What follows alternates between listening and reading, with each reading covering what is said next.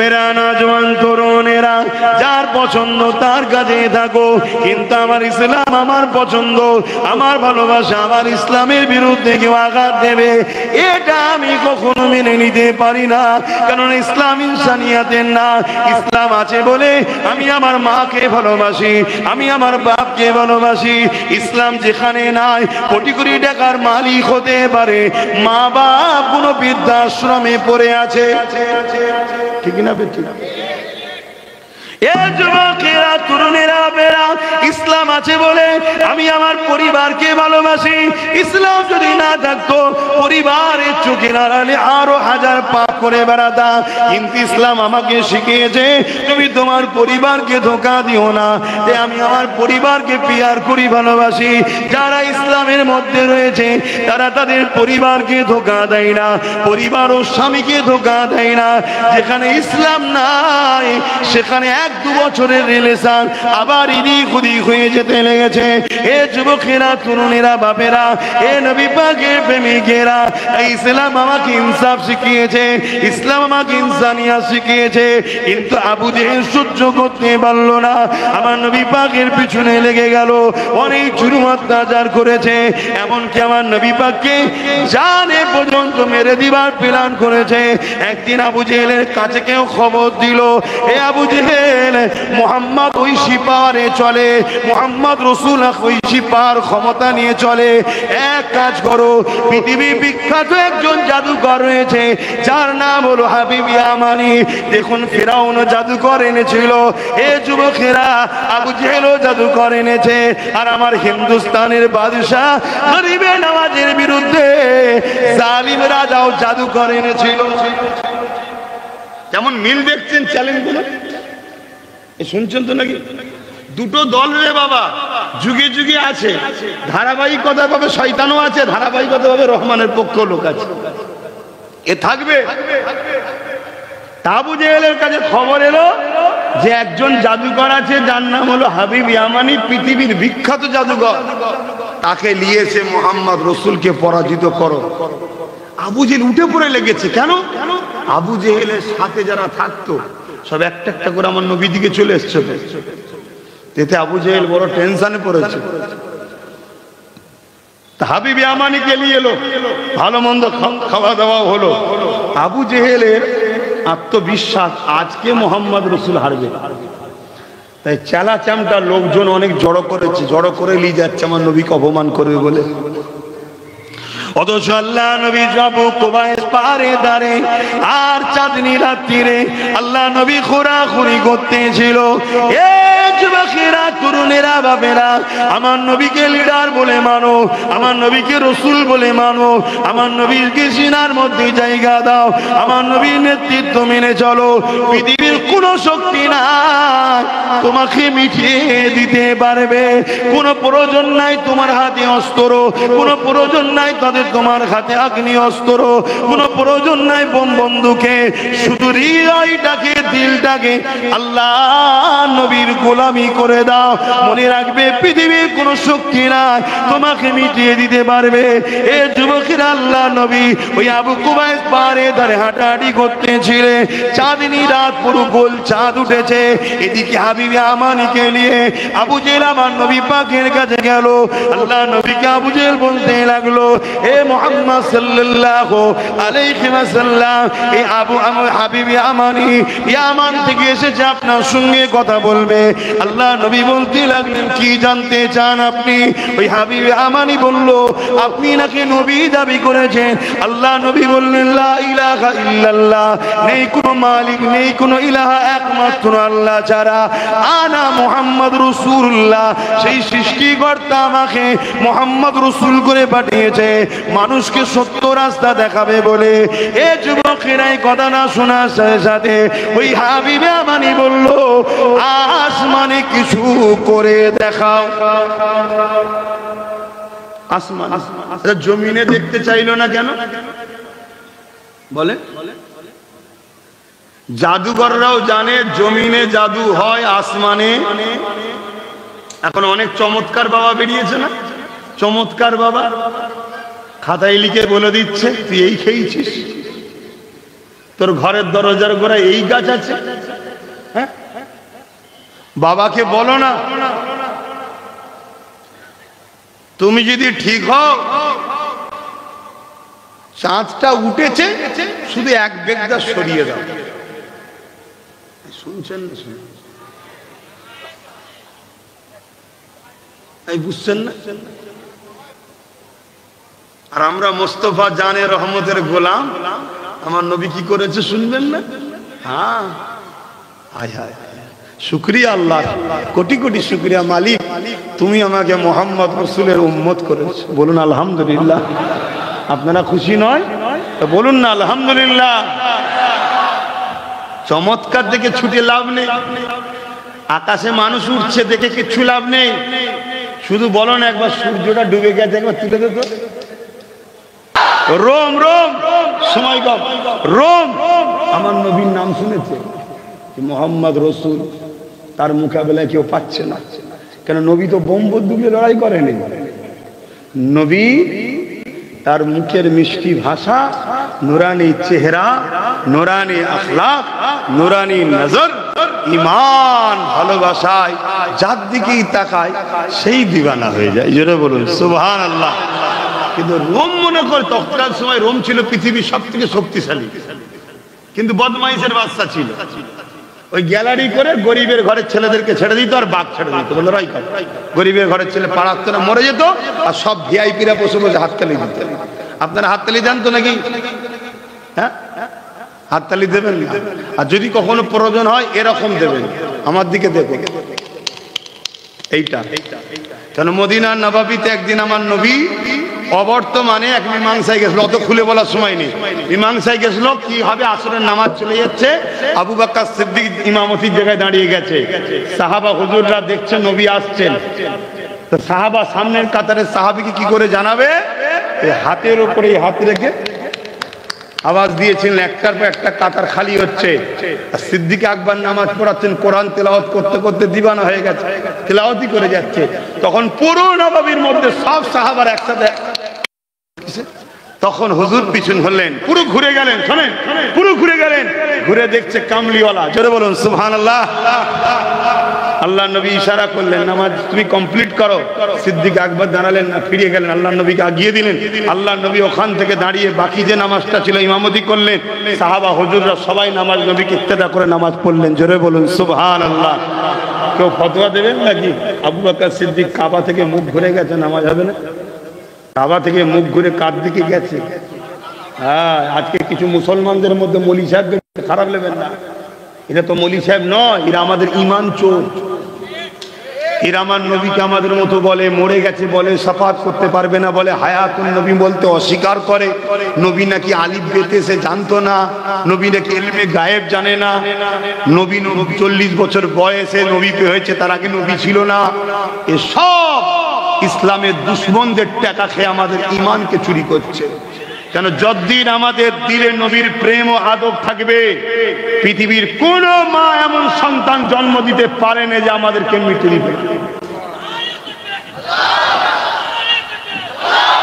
শুনছেন তো নাকি? হ্যাঁ, আমরা সবাই জানি আমেরিকা পৃথিবীর দাদা, তাই তো নাকি? সেই আমেরিকা আজকে কি হালে আছে আগেই বললাম, শুনছেন তো? অবস্থা খুব খারাপ, এখন বাড়ছে, বাড়তে বাড়তে পুরো আমেরিকাকে খেয়ে ফেলবে জনতা বাকি জানে। কেন? আল্লাহর মার, দুনিয়ার বার, ঠিক না বেটি? তবে হ্যাঁ, ইসলামের ঘরের ছেলে হিসাবে আল্লাহর কাছে বলবো, আল্লাহ বাচ্চাগুলোকে তুমি হেফাজত করো। হতে পারে সে অন্য ধর্মের বাচ্চা, তারা তো বেগুনা, তারা তো কিছু জানে না, ঠিক না বেটি? কিন্তু অনেক সময় বাপের কর্মের ফল বাচ্চাকে ভোগ করতে হয় না, হয় না? কিন্তু তারপরও ইসলামের ঘরের জন্ম হিসাবে আমার নবীর দেখানো রাস্তায় কি বলবো? সন্ত্রাস মরে মরুক, বাচ্চাগুলোকে হেফাজত করো। কেন? বাচ্চাগুলো নির্দোষ। তো যাক, আমি আমার রাসূলুল্লাহর এই কথাটা বলে দিই, ঠিক না বেটি গো? হাবিব আমানি বলল, আসমানে কিছু দেখাও। আল্লাহ নবী আকাশের দিকে মুখ তুলে, চাঁদ, পূর্ণিমার পুরো গোল চাঁদ। আল্লাহ নবী বলছে, হাবিব আমানি, এই চাঁদটা দুটো করে দেবো। শুনছেন তো নাকি? চাঁদটা দুটুকরো করে দেবো। একবার সুবহানাল্লাহ বললেন না কেন? আরে এটা বলতে গেলেও তো একটা পাওয়ার লাগে নাকি? এত বড় কথা বলতে গেলেও তো পাওয়ার লাগে। আজকে যারা বড় বড় ইসলামের বিরুদ্ধে লেগেছে শক্তিগুলো, তারা সবাই এক জায়গায় হও। চাঁদ তো দূরের কথা, কোন জায়গায় একটা বাতি জ্বালাবো আর লালো ল্যাম্প, সবাই মিলে উংলি ইশারা করে বল ল্যাম্প একটু সর, একটু সর, একটু সরবে। কিসের এত তোদের গরম রে? গরম মেরে দেবে খোদা, সুধরে যা। আমি আমার দেশের হুকুমতকেও বলছি, ক্ষমতার অন্ধকারে ওয়াকফ সম্পত্তির উপরে হাত দিবার চেষ্টা করছো, মসজিদ মাদ্রাসা কবরস্থান ঈদগাহগুলোকে মিটাবার চেষ্টা করছো। বাড়াবাড়ি ভালো, খুব বাড়াবাড়ি ভালো নয়।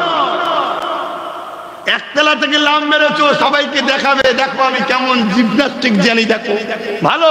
10 তলা থেকে মারতে যাবনি, একেবারে জিমন্যাস্টিক হয়ে যাবে। তা লুটছো, দেশের ক্ষতি করছো, গরিব গরিব বানাচ্ছো। দেশ আমার ভারতবর্ষ আজ থেকে জিডিপিতে সব থেকে নিচে নেমে গেছে, টাকার কোনো ভ্যালু নেই। ক্ষুধার্ত মানুষ বেড়ে যাচ্ছে হই হই করে। আমার ভারতবর্ষ আজকের দিনে 80 কোটি লোক ক্ষুধার্ত, 80 কোটি লোক। এই মুসলমান 80 কোটি আছে? মুসলমান তো সরকার বলছে 20 কোটি। 20 কোটি যদি মুসলমান হয়, তাহলে 80 কোটি থেকে বাকি থাকে 60 কোটি। এই 60 কোটি ক্ষুধার্ত কারা? এই 60 কোটি কারা? ভাই আমার, বন্ধু আমার, দূরে কাছে শোনো। রাগ হয় সতীনের ওপরে, ঠিক আছে, কিন্তু সতীন মারতে গিয়ে নিজে যেন বিধবা হয়ে যাওনি। এই বুঝছেন না? বোঝেন না? তাহলে সব বেকার হয়ে যাবে। সতীনের ওপরে রাগ করতে গিয়ে স্বামীটাকে মেরে ফেলেছে, এবার কি হবে? তা আমাদের ওপরে হয়তো অনেকের রাগ হয়, কেন রাগ হয় জানি না, উত্তর পাইনি। তা রাগ করতে গিয়ে আজকে 60 কোটি কি অবস্থা? এখনো সময় আছে, বোঝো। যা ওদিকে আলোচনা নয়, আমি ফিরে আসি। আল্লাহ নবী উগলি ইশারা করলেন, চাঁদ খানা সঙ্গে সঙ্গে দুটুকরো হয়ে যায়। শুধু চাঁদ দুটুকরো হয়েছে তা নয়, এক পালি পাহাড়ের ডান দিকে আর এক পালি পাহাড়ের বাদিকে মধ্যরাত পর্যন্ত দাঁড়িয়ে রয়ে গেছে। হাবিব ইয়ামানির মুখে বল বন্ধ হয়ে গেছে। হাবিব ইয়ামানি বুঝতে পেরে গেছে ইনি কিন্তু জাদুকর নয়, অন্য কিছু জাদুকর নয়। কিন্তু হাবিব ইয়ামানি তখন আমার নবীর হাতে হাতে কলেমা খানা পড়ে রে। এ যুবকেরা, তরুণীরা, বাপেরা, কিন্তু আর একটা বিষয় আপনাদের জানানো দরকার। আমার হিন্দুস্তানের জমিনে কেরলে একটা মসজিদ আছে, মসজিদটার নাম হলো মসজিদে চিরামান। ওই চিরামানের একটা রাজা ছিল, ওই রাজাকেও রাজা চিরামান বলা হতো। তিনি কিন্তু ওই চাঁদনী রাত্রিরে সৈন্যদের নিয়ে খোলা আকাশের নিচে বসেছিলেন। যখন এই চাঁদ খানা দুটুকরো হচ্ছিল, ওই চিরামান রাজা, আমার হিন্দুস্তানের কেরলের রাজা, তখন বসে বসে বসে বসে ওই চাঁদ দুটুকরো দেখে ঘাবড়ে যায়। কি ব্যাপার, কি হয়েছে? কেননা চাঁদ তো সবাইকে আলো দেয়, সবাই চাঁদের দুটুকরো দেখে অবাক হয়েছে। চিরামান রাজা ওই তারিখটাকে নোট করেছে। পরে যখন ভারতের জমিনে হযরত মালিক রাদিয়াল্লাহু তাআলা যখন বিজনেসের জন্য আসে কেরলে, ওই সময় মালিক হুজুরকে ওই চিরামান রাজা বলেছিল, ও মালিক, তোমরা তো আসমানি কিতাবের খবর রাখো, বলতে পারবে অমুক দিন চাঁদ কেন দুটুকরো হয়েছিল? হযরত মালিক হুজুর বিস্তারিত ঘটনাখানা শুনিয়েছিলেন। এক জাদুকর এসে আমার দয়ার নবীকে জানতে চেয়েছিল। এই যখন মুজিজা দেখতে চেয়েছিল, নবীদেরকে সৃষ্টিকর্তা সুপার পাওয়ার দেয়। যিনি চাঁদকে সৃষ্টি করেছে, তিনারাই নবীদেরকে পাওয়ার তিনি দিয়েছে। এই উংলি ইশারা করেছিল, চাঁদ খানা দুটুকরো হয়ে গিয়েছিল। ওই চিরামান রাজা এই এই কথা শুনে আমার নবীকে কোথায় পাবে জানতে চায়। বিজনেস ভুলে গেল। হযরতে মালিক হুজুরের কাছে খবর পেয়ে এমন করে কেরলের পরে আরব সাগর পরে সাগর পাড়ি দিয়ে মক্কার জমিনে গিয়ে আমার নবী নূরে হাতে হাত দিয়ে ঈমানের কলেমা পড়ে মুসলমান হয়ে যায়। আরো জোরে বলুন সুবহান। জোর করে ইসলাম আসেনি, কিন্তু জোর করে আমার মসজিদ মাদ্রাসা দখল হচ্ছে এটা দেখা যাচ্ছে। জোর করে ইসলাম আসেনি, জোর করে মুসলিম বয়স্ক বাপেদের ঘরও হত্যা করা হচ্ছে এটা কিন্তু দেখা যাচ্ছে। ঠিক না বেঠিক? লোক তো বলছে ইতিহাসে আছে, ইতিহাসটা কোন? লিখেছে কে? যে লিখেছে যখনকার ইতিহাস বলছে তখন থেকে 300 বছর পরে তার জন্ম হয়েছে, সেই ইতিহাস লিখেছে। সে কি মায়ের পেট থেকে 300 বছর আগে রুম থেকে দেখছিল না সে কি হয়েছে না হয়েছে? কত শুনছো তো নাকি? আবার যে ইতিহাস লিখছে খবর পাওয়া যায় সেই সে মাঝে মাঝে আবার গেঁজা যাও। তারা ইতিহাস লিখার সময় গেঁজা খেয়েছিল না তো? তরুণেরা, আমার আব্বা জানেরা, মন দিয়ে শোনেন, বুঝার চেষ্টা করেন। আল্লাহ পাক আমাকে বড় সৌভাগ্যবান করেছে, আখিরি নবীর উম্মত করেছে, ইসলামের ঘরে জন্ম দিয়েছে। আপনারাও বড় সৌভাগ্যবান। নিজেকে চিনতে শেখেন, এদিক ওদিক করলে হবে না, ইসলামের উপরে মজবুত থাকে। আল্লাহ নবী জানিয়ে দিলে যার প্রতিবেশী তার হাত দ্বারা সুরক্ষিত নয়, আমি রাসূলুল্লাহ জানিয়ে দিয়েছি আমার উম্মত নয়। আপনি মুসলমান দাবি করবেন, আপনার প্রতিবেশী আপনার দ্বারা সুরক্ষিত হবে না। আপনি কিসের মুসলমান হতে পারলেন? মুসলমান তো সেই ব্যক্তি যার প্রতিবেশী তার দ্বারা সুরক্ষিত থাকবে। আমাকে বলতে দেন, আমরা পশ্চিম বাংলা ভারতের নাগরিক, আমাদের প্রতিবেশী হয় হিন্দু হবে, নাই আদিবাসী হবে, নাই দলিত হবে, না মতুয়া হবে। এই আমাদের প্রতিবেশী যখন সুরক্ষিত থাকবে না, আল্লাহ নবী বলছে তুমি কিসের আমার উম্মত? এই একজন মুসলমান হিসাবে আমাদের প্রতিবেশী যেই হোক না কেন, তার দেখাশোনা, তাকে ভালোবাসা, তার বিপদে সুখে দুঃখে সাথ দেয়, এটা আমার ধর্ম। হ্যাঁ, তার বিশ্বাস, তার কাছে তার ধর্মীয় কোন অনুষ্ঠানে আমি যেতে পারবো না, কেননা ইন্নাল মুশরিকিনা নাজাসুন। এ যুবকেরা, তরুণেরা, বাপেরা, তাই আমরা যেতে পারি না, কেননা শিরক হলো সব থেকে বড় গুনাহ। শিরকের কাজে কখনো অংশীদার হতে পারি না। কিন্তু আজকে বড় দুঃখের কথা, মুখে দাড়ি রেখে মাথায় টুপি দিয়ে দুনিয়া ছাড়তে অনেকে শিরক কাজে লিপ্ত হয়ে যাচ্ছে। মনে রাখবেন, আল্লাহর সঙ্গে শরীক করাকে শিরক বলা হয়। আল্লাহ তাদেরকে ছাড়বে না। আল্লাহ নবী, নূর নবী, দয়ার নবী হাবিবি আমানিকে যখন এই মুজিজাখানা দেখালো, হাবিবি আমানি তখন কিন্তু কলেমা পড়েনি, কিন্তু আবু জেহেল আগিয়ে এসে বলতে লাগলো, দেখলে মুহাম্মদ কত বড় জাদুকর। আল্লাহ নবী তখনই বলল।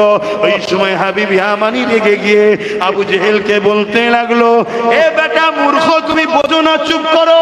কেন? আবু জেহেল তো মূর্খ। হাবিবি আমানি জানে নবী জাদুকর নয়। জাদুকর যদি হতো চাঁদের উপরে জাদু চলতো না। এই নবী পাক সাল্লাল্লাহু আলাইহি ওয়াসাল্লামের দিকে হাবিবি আমানি আগিয়ে এলো। আগিয়ে এসে বলতে লাগলো, এ আব্দুল্লাহর বেটা মুহাম্মদ রাসূল, আপনি কি বলতে পারেন আমার অন্তরে একটা প্রশ্ন রয়েছে, যে প্রশ্ন আমাকে বড় কষ্ট, ব্যথা, বেদনা দেয়। ওই প্রশ্নটা কি বলতে পারবেন? অন্তরের খবর জিজ্ঞেস করছে। শুনছেন তো নাকি? মাইকের আওয়াজে বুঝতে পারছেন? অসুবিধা হচ্ছে? অন্তরের খবর জিজ্ঞেস করছে, অন্তরের। হায় হায় হায় হায়, সেদিন অমুসলিমরা জানতো নবী সে হয় যে অন্তরের খবর বলতে পারে। আর আজকের মুফতি বলছে নবী অন্তরের খবর জানে না। তাহলে মুফতি না ইসলামের দুশ্মন, বোঝা দরকার আছে না? না, আজকে বড় শায়েখ, বড় হযরত, আর আপনারা তখন ফেসবুক, ইউটিউবের বক্তা পছন্দ করেন। সমস্যা তো খুব। হ্যাঁ, তার হাকিকাত কি, সে কোথা থেকে এসেছে, তার কি ক্যারেক্টার, কিছুই জানে না। বললো মিশর থেকে পড়েছে রে, বললো মদিনা থেকে পড়েছে। এর থেকে বড় শিক্ষিত কি আছে? আর তার বক্তব্য কি? নবী নাকি অন্তরের খবর জানে না। আর সেদিনের অমুসলিমরা কি বলছে? নবী যে হবে সে অন্তরের খবর জানবে। তাই প্রশ্ন করেছে, বলতে পারবে তুমি যে নবী দাবি করেছো, আমার হৃদয়ের মধ্যে একটা প্রশ্ন আছে, বলতে পারবে? নবী তো বলতো এইসব কি প্রশ্ন করছো, নবীরা হুজুরের খবর জানে না, আল্লাহ তো জানবে, এটা নবী বলেছিল নাকি? কথা বলে আল্লাহ নবী বলে হাবিবে আমানি রে, তোমার মন্তরে একটা প্রশ্ন আছে যেটা তোমাকে বড় কষ্ট দেয়। ওই প্রশ্ন হলো এটাই, এ হাবিবে আমানি, তোমার একটা 8 বছরের কন্যা রয়েছে, যে কন্যা হলো জন্মগত প্যারালাইসিস, সে চলতে পারে না, দাঁড়াতে পারে না।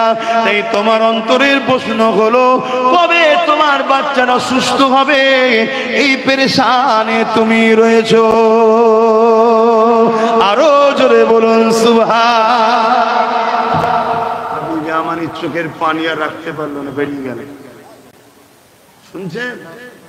কিন্তু তখনও কলমা পড়েনি, কিন্তু কথা এখনো শেষ নয়। হাবিবে আমানি কলমা পড়েছিল তখন নয়, কথা এখন শেষ নয়, কিন্তু নামাজের ব্যাপার আছে, আর 10 মিনিট সময় আছে। আসেন একটু সালাম পড়ে দোয়া করতে বলি। ইয়া নবী সালাম,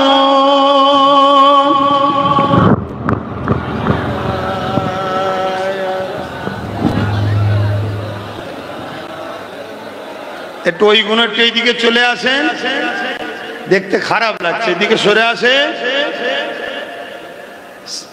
এদিকে চলে আসেন। কত শুনতে হয়, কি কথা, দেরি করছেন, তাতে আসেন। طلع البدر علينا من ثنيات الوداع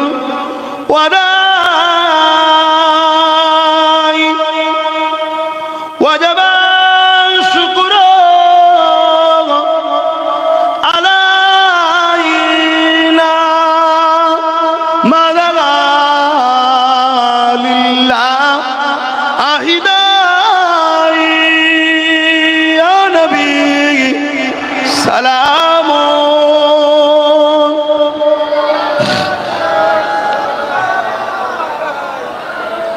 يا حبيب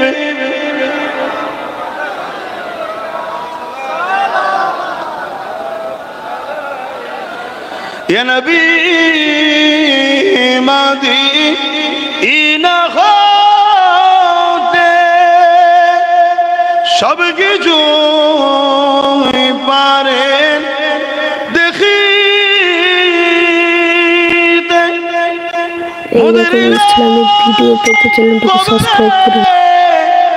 রাখিলে লইবে